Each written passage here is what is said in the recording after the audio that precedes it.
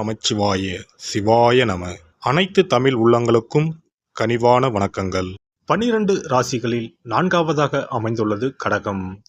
பொதுவாக கடக ராசியில் பிறந்த அனைவருமே நல்ல குணம், அமைதி, ஒழுக்கம், இரக்க குணம் கொண்டவர்களாக இருப்பார்கள். தாயின் அக்கறை, விட்டு கொடுத்தல், தியாகம் ஆகிய குணங்கள் இவர்களிடம் இருக்கும்.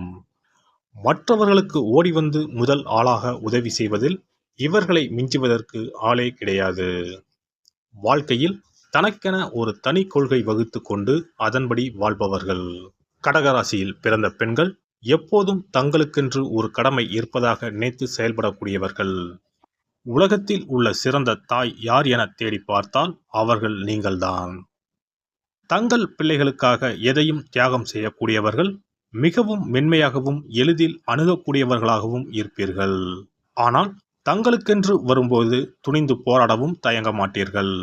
வலிகளுடன் நீண்ட காலம் வாழக்கூடிய இவர்கள் தங்களுடைய நல்ல குணம் மற்றும் ஒழுக்கத்தால் மற்றவர்களின் மனங்களை வெல்லக்கூடியவர்கள். தன் குடும்பம், தன் ஜாதி ஜனம், ஊர், உறவு, குலம், கோத்திரம், நாடு, நகரம் என்று இருப்பீர்கள். வெளியிடங்களுக்கு போகவோ மற்றவர்களை பார்த்து பேசவோ பழகவோ அஞ்சுவீர்கள். ஒருவரிடம் நம்பி பழகிவிட்டால் தனது உடல், பொருள், ஆவி அனைத்தையும் தர சித்தமாக இருப்பீர்கள். உங்களுக்கு தற்காப்பு, குடும்பத்தின் பாதுகாப்பு என்பதில் கவனம் அதிகம். பெரும்பாலும் கடகராசி பெண்கள் இல்லத்து அரசிகளாகவே இருப்பதை விரும்புவர். தாய்மை உணர்வுடன் கணவனையும் பிள்ளைகளையும் கவனிப்பர். கணவனையும் ஒரு பிள்ளையைப் போலவே நடத்துவார். பிள்ளைகள் திருமணமாகி போனாலும் தன் அருகில் இருக்க வேண்டும் என விரும்புவார். பழமையில் ஊறிப்போன இவர்கள் மாமியார், நாத்தனார், கொழுந்தன் என்ற பெரிய குடும்பங்களை விரும்புவர். அனைவரது வீட்டு விசேஷங்களிலும் கலந்து கொள்வீர்கள். உறவினர் வேண்டும் என்ற எண்ணத்துடன் உரிமையாக உறுத்தாக பழகுவீர்கள். இவர் மட்டும் வீட்டில் இருக்க மற்ற பெண்கள் வெளிவேலைக்கு போனாலும் இவர் அவர்களை சந்தோஷமாக அனுப்பிவிட்டு வீட்டில் இருந்து தனது வேலைகளை மகிழ்ச்சியுடன் பார்ப்பார். இவரிடம் போட்டி பொறாமை இருக்காது. தாய்மை பண்புக்கு தீய எண்ணம் கிடையாது அல்லவா? இவர் குடும்பத்தின் குத்துவிளக்கு, சிறந்த ஆலோசகர், வழிகாட்டி, பெண்களின் முன்மாதிரி, மற்றவர்களின் துன்பங்களை துடைப்பவர். வீடுதான் இவருக்கு சொர்க்கம், பாதுகாப்பு கோட்டை. அதில் இவர் ஒரு முடிசூடா மகாராணி.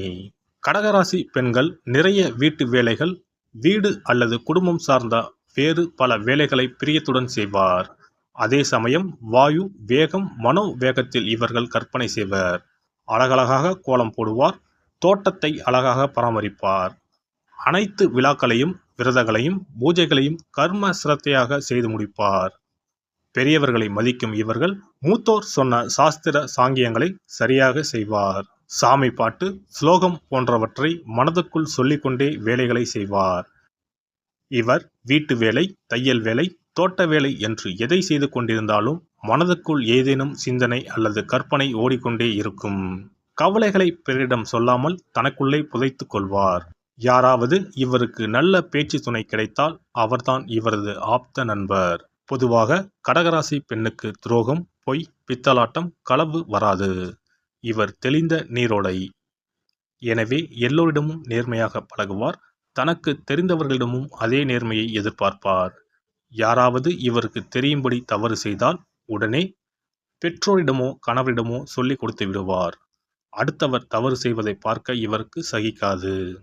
உடனே அவரை திருத்தி நல்வழிப்படுத்த வேண்டும் என்று நினைப்பாரை தவிர அவரது குற்றத்தை பறைசாற்ற மாட்டார், தூற்ற மாட்டார், புறம் பேச மாட்டார்.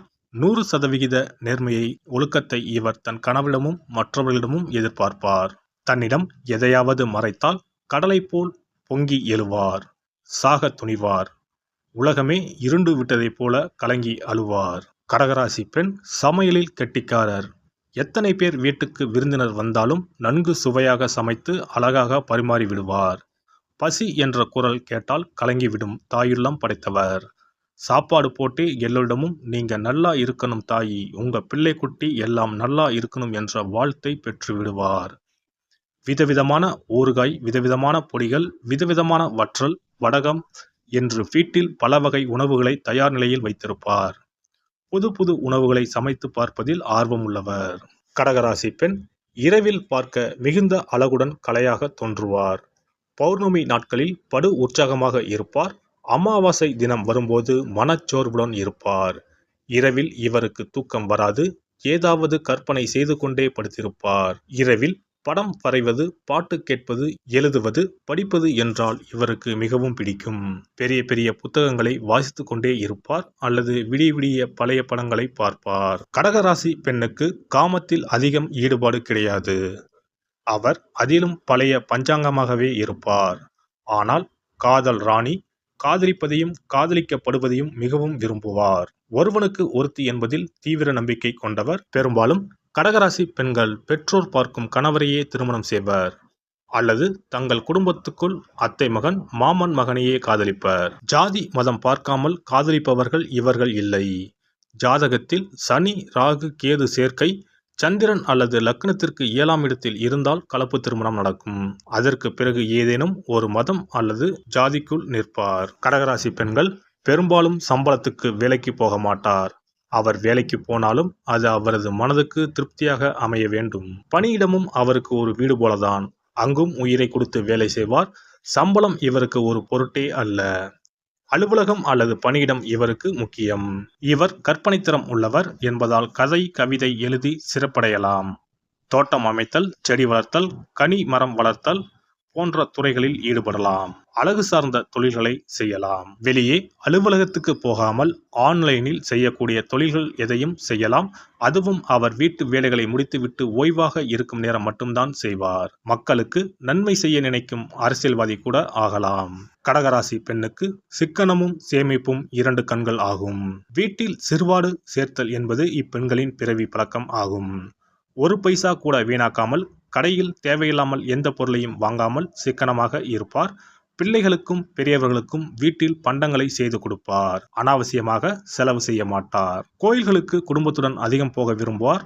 ஆடம்பர செலவை அறவே வெறுப்பார். திடீரென ஏதேனும் மருத்துவ செலவு வந்துவிட்டால் என்ன செய்வது என்று அஞ்சுவார். கையில், பையில், பெட்டியில், வங்கியில் என்று பல இடங்களில் பணத்தை சேமித்து வைப்பார். ஒன்று கிடைக்கவிட்டாலும் இன்னொன்று அவசரத்திற்கு கிடைக்கும் அல்லவா என கருதுவார். அவசர தேவைக்கு இவரது உறவினர்களோ நண்பர்களோ கேட்டால் கொடுத்து உதவுவார்கள். மொத்தத்தில் இவர் ஒரு சிக்கன திலகம். எல்லாம் வல்ல இறையருளால் நீங்களும் உங்கள் அன்பு குடும்பமும் உடல் நலம், நீலாயுள், நிறை செல்வம், உயர் புகழ், மெய்ஞானம் ஓங்கி வாழ்க வளமுடன். இந்த வீடியோ பதிவு உங்களுக்கு பிடித்திருந்தால் லைக் பண்ணுங்க, கமெண்ட் பண்ணுங்க, ஷேர் பண்ணுங்க. மறக்காம சப்ஸ்கிரைப் பண்ணுங்க. பக்கத்துல இருக்கிற பெல் பட்டனை கிளிக் பண்ணுங்க. நன்றி, வணக்கம். ஓம் நமச்சிவாய. சிவாய நம.